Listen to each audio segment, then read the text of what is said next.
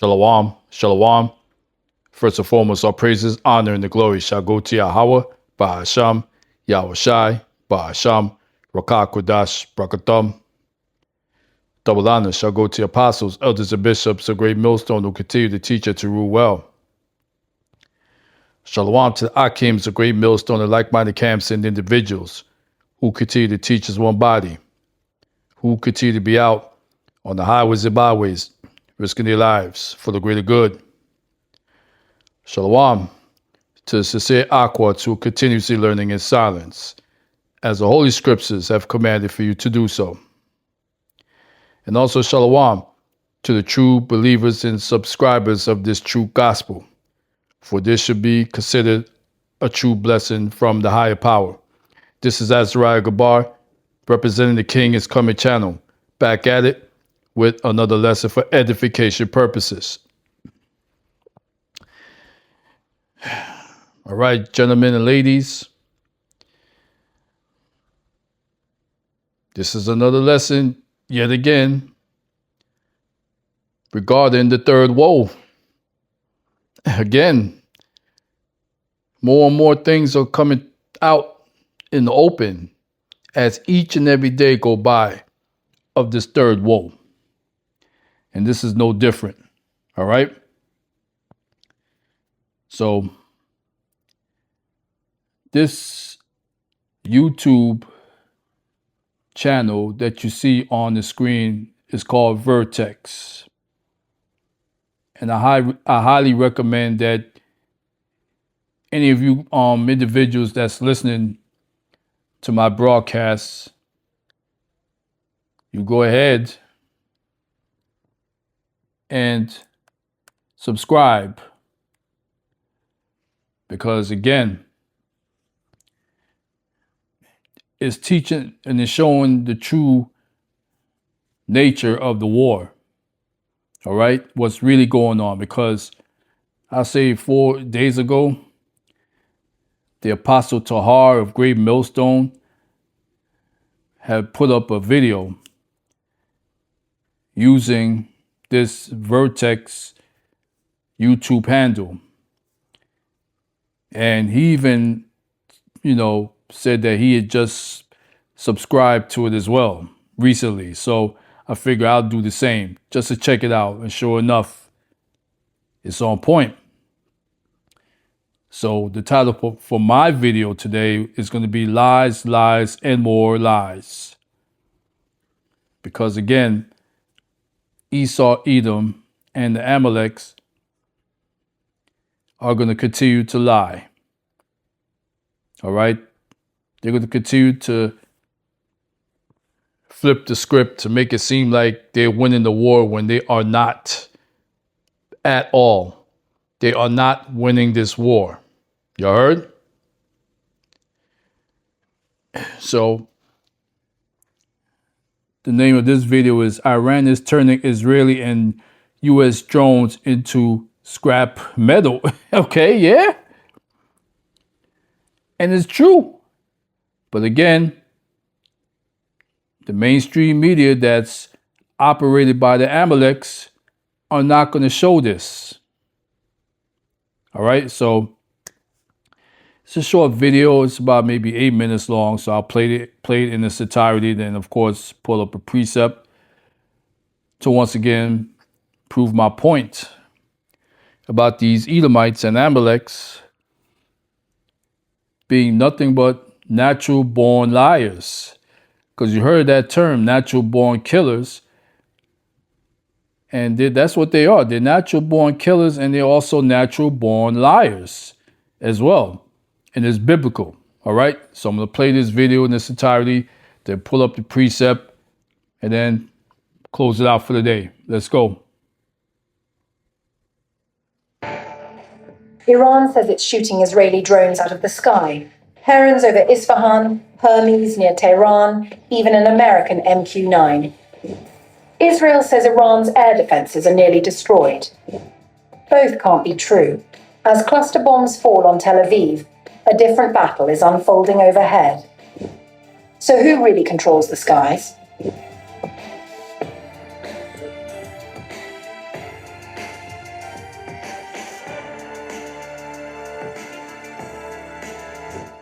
As Tel Aviv reels under Iranian cluster bombs, it might also be paying a price in the skies. According to multiple reports, Israel is losing drones over Iran. According to the Middle East Eye, the IRGC said it intercepted an Israeli Heron unmanned aircraft over Isfahan, one of the largest reconnaissance drones in Israel's arsenal, claiming it was brought down largely intact. Iran's state TV reported that another Israeli Hermes drone was shot down near Tehran the same day. Neither loss has been acknowledged by the Israeli military. Nope. Based on open source incident records and compiled conflict trackers, at least 7 Israeli drones have been reported shot down or lost over Iran since March 1st. The majority were reconnaissance UAVs, such as Hermes 900 and Heron 1. The shootdowns point to something Iran has been trying to demonstrate since the war began on March 1st, that its air defenses, despite taking heavy punishment, are still capable of hitting back. The IRGC said on March 6th that it had also downed an American MQ-9 drone over Loristan province, adding to a growing list of losses that Washington and Tel Aviv have largely stayed silent on. The IRGC has warned that the new weapons have been deployed and that upcoming phases of the conflict would deliver severe strikes against its adversaries. In total, more than 2,000 Papad missiles and more than 600 missiles have been fired against American positions in the region and Zionist targets in the occupied territories. More attacks against our country's enemies continue. The constant sound of shelling and the long-term imprisonment of the population in the occupied territories in the shelters in the last 100 hours of the war shows the steadfast and well-managed spirit of the Iranian regime for the hard revenge of the terrorist criminals. On the ground, the Iranian Red Crescent reported damage to 14 medical facilities and 9 of its own centers since the war began. Iran's Martyrs Foundation put the death toll at 1,230 as of March 6th. Israel's military has painted a different picture. Of course. Chief of Staff Lieutenant General Eyal Zamir claimed his forces have dismantled roughly 80% of Iran's air defense network. Hell no. And disabled more than 60% of its missile launch capability across 2,500 operations involving over 6,000 munitions. Do you really want to make your holiday special? Tanzania has got so much to offer. From the famous Serengeti. The IDF, together with the US Army, began attacking strategic targets in Iran. We are ready and in high operational readiness on the defense as well as the offense. We're facing a significant, crucial, and unprecedented campaign to eliminate the Iranian terror regime's capabilities that pose an ongoing existential threat to the security of the State of Israel. The war is also dragging in neighbors. Azerbaijan confirmed on March 6th it was pulling its diplomatic staff from Tehran. Let's stop right there, because these Amaleks are saying that the Iranians are terrorists, but they are themselves the true terrorists. All right? And again, what the mainstream Amalek ran media is not going to tell you is that these Israeli Mossads, okay, the Mossads, they're like the CIA of Babylon. They've been going into Saudi Arabia and these other Gulf nations and bombing them, and to make it appear that it's the Iranians that's doing this. All right? So yet another form of lying. Let's continue. And its consequent target after drones struck an airport and a school in its Nakhchivan exclave the previous day, doomed in full. Iran denied firing them, pointing the finger at Israel instead.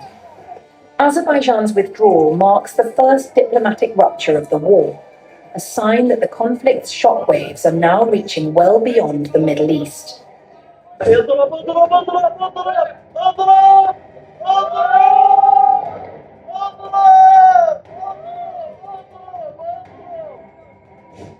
When the US and Israel started the war with Iran on February 28th, they must have thought it was a walk in the park, like the United States has.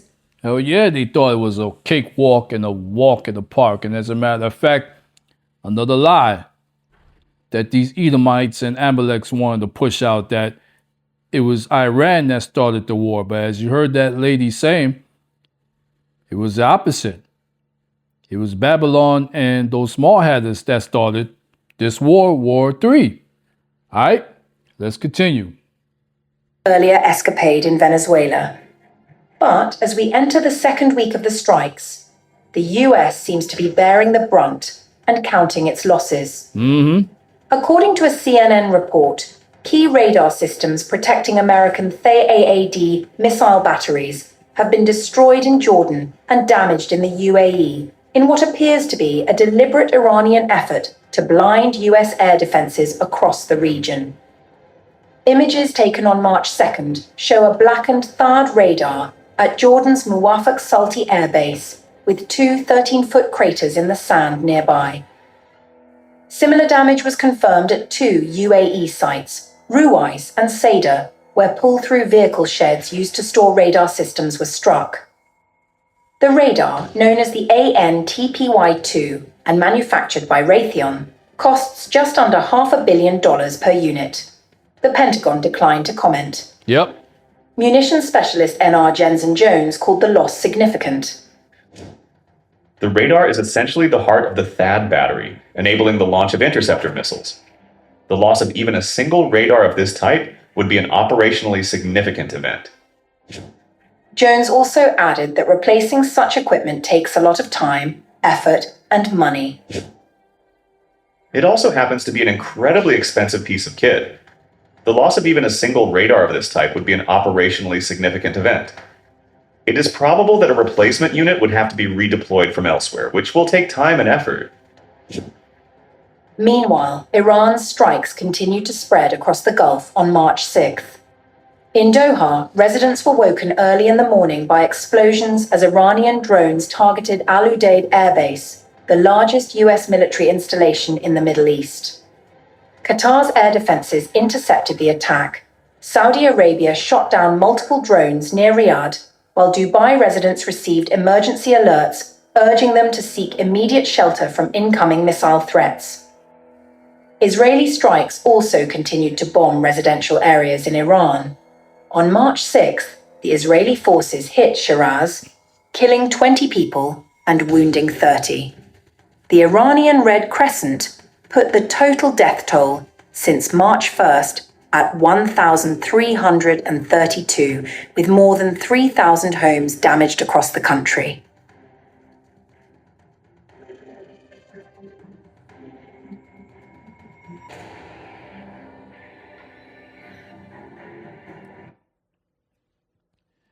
All right. So there you go. Esau's lies are being brought to light. All right? Like the biblical scriptures say, he's being made bare in these last days. All right? So if any of you jakes out there still want to believe in Esau, Edom, well, you go ahead. See what your reward will be when that time comes, which is right around the corner. I mean, it's coming closer and closer and closer and closer each and every day. Each and every day, it's coming. All right? The prophecies will end soon when Yahweh Ba'ashem Yahushai, all right, makes his triumphant return. All right? So, let's go to the precept. And again, Esau is a liar. And it says so in the book of John 8:44.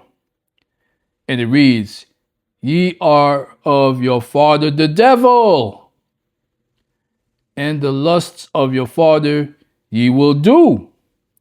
He was a murderer from the beginning." And who would that be? That would be Esau from the time of Cain and Abel. All right? "And abode not in the truth. All right? Because there is no truth in him. And I just said that, and I just proven that in that video. When he speaketh a lie, he speaketh of his own. For he is a liar and the father of it. Ooh. My. All right. So, Slakia, so you jakes that's in the military or about to sign up to be in the military to defend Babylon the Great, you're going to see. You're going to see very soon how good that decision is going to be. So I want to pull up an image to show yet another lie. As you see here, according to other reports other than these Amaleks, these are the, U.S. military Delta Force soldiers that are POWs right now, prisoners of war over there. They were caught. Because again, what the media is not going to tell you guys is that somewhere around 178 U.S. Delta Force military personnel have been deleted. And somewhere around 30 of the rest of them, like you see on this image here, are in captivity right now. They're prisoners of war right now. But again, Esau Edom, the father of lies, only want to push out this false claim that it's only been 7 casualties. Only 7. Psst, please. That amount is well into the thousands right now. It's well into the thousands, probably 2,000. Okay? So, you jakes out there, take notice of what's really going on over there in the valley of Jehoshaphat or Yahweh Shaphat or Yahweh's judgment right now. Because it's on like Donkey Kong, all right? And this is only going to multiply exponentially as far as casualties regarding Babylon and those small hatters over there in fake-ass Israel. You heard? So that's going to conclude this lesson for today. And as always, hopefully edification was brought forth. So with that being said, all praises, honor, and the glory shall go to Yahweh, Bahasham, Yahushai, Bahasham, Rakak Kudash, Brakatham, Kwam, Yah, Sharala, Rise, Israel. And as always, Abaratazah, Lord willing, on to the next video. Shalom.